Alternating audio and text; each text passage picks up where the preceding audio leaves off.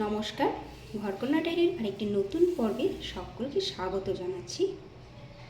আজকে আমি আরেকটি নতুন রান্না নিয়ে আসলাম। এটা হলো সিম। এটাকে বলা হয় নলকোষ সিম। তা এটার সাইজগুলো এখন একটু বেশ ছোট ছিল, কারণ এখন তো সিজন শেষ, তাই সিমগুলো একটু ছোটো ছোটো। তা আমি এটাকে এখন রান্না করব। তা এটাকে আমি প্রথমে কড়াইয়ে দিয়ে নেব।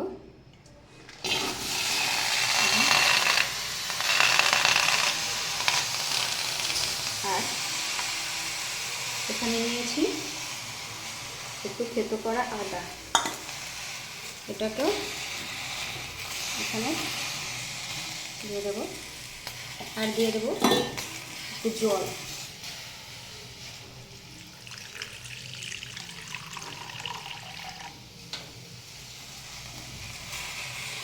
এটাকে প্রথমে জল দিয়ে সিদ্ধ করবো, তারপরে রান্না করবো। সাথে আদা দিয়েছি।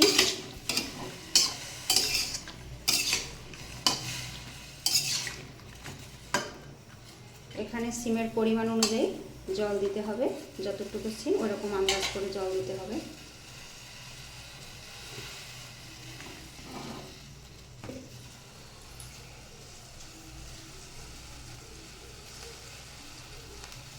এটা এভাবে সিদ্ধ হবে। দেখুন সিমের কালারটা কিন্তু একটু চেঞ্জ হয়ে গেছে। এখন আমি এখানে দিয়ে দেব পরিমাণ মতো লবণ, আর দিয়ে দেব হলুদ।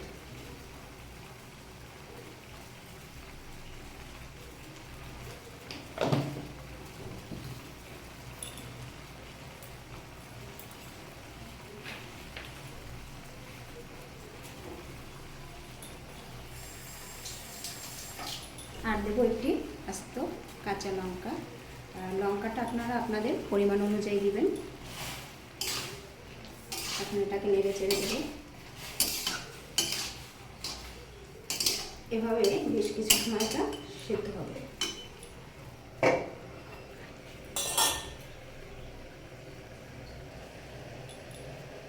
দেখুন এবারে ঢাকনাটা তুলে এটাকে দেখব কীরকম হয়েছে। জল কিন্তু অনেকটাই টেনে গিয়েছে।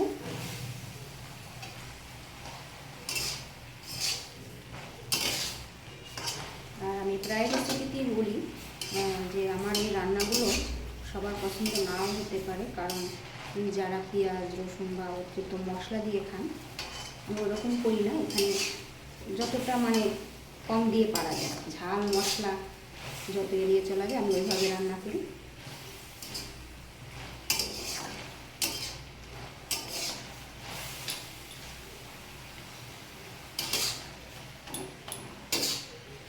যাদের ঝালে প্রবলেম থাকে তারা এরকম করে খেতে পারে, ভালো লাগবে। তাই এটাকে এবার প্রায় হয়ে গেছে, সিদ্ধটা কিন্তু অল্প হয়ে গেছে, একটু হবে।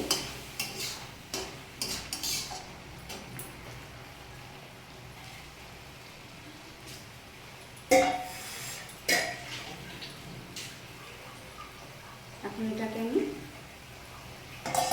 নামিয়ে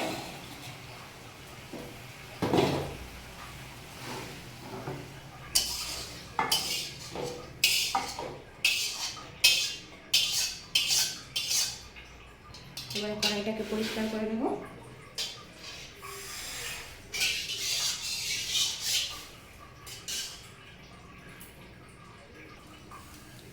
দেখুন কড়াইটা পরিষ্কার করে নিয়ে আসলাম। আর এখন দিয়ে দেব, কড়াইটা গরম হয়ে গেছে, এখন দিয়ে দেব সরষের তেল।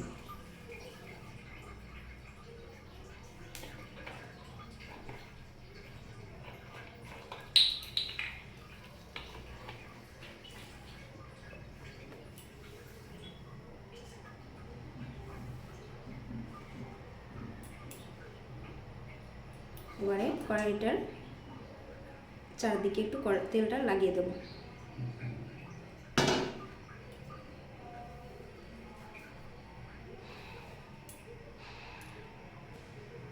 দেখুন আমার তেল গরম হয়ে গিয়েছে।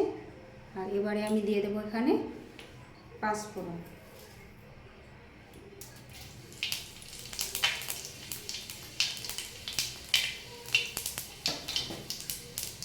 এবার এই যে সিমটা দিয়ে দেবো।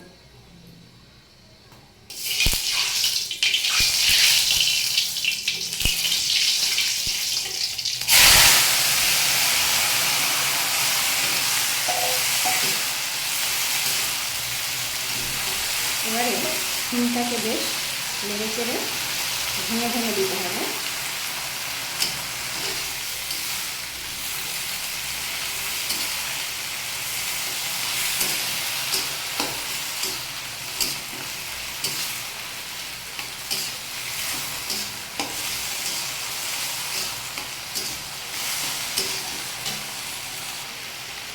দেখুন সিমটাকে কিন্তু বেশ ভালোভাবে নাড়তে হবে, মানে এটা নাড়ার সময় একদম ভেঙে দিতে হবে, তাহলে এটা খেতে ভালো লাগবে।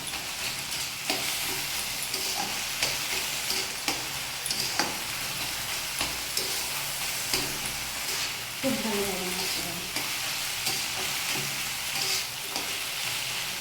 আর খেয়াল রাখলো আমার যেন মরিচটা ভেঙে না যায়, মরিচটা ভাঙলে আবার ঝাল হয়, তখন আমি আবার খেতে পারবো না। আর এই যে সিদ্ধ করে নিয়ে তারপরে ফোড়ন দিলাম, এটাতে আমার মনে হয় নামানোর আগে ফোড়নটা দিলে ফোড়ন থেকে একটা খুব সুন্দর সেন্ট আসে। এই যে পাঁচফোড়নটা দিলাম, অনেক সুন্দর একটা সেন্ট আসতেছে, ভালো লাগতেছে। আর প্রথমে একবারে ফোড়ন দিয়ে বসালে এরকম সেন্টটা কিন্তু পাওয়া যায় না। নামানোর আগে ফোড়নটা দিয়ে নিলাম, খুব সুন্দর সেন্ট আসে। এখানে আর কিচ্ছু দিতে হবে না, এভাবে এটা খেতে খুব ভালো লাগে। যেহেতু আগে আদাটা দিয়েছিলাম, আবার পাঁচফোড়ন, এই সেন্টে এটা খাওয়া লাগে। দেখুন আমি সিমটাকে নাড়তে নাড়তে একদম মিশিয়ে ফেলেছি, আস্ত কোনো সিম নেই এখন।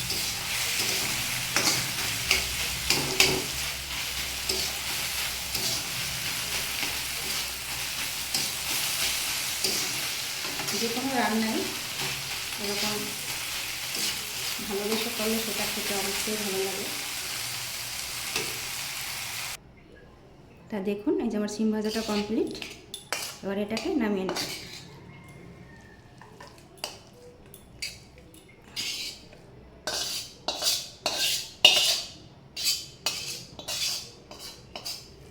দেখুন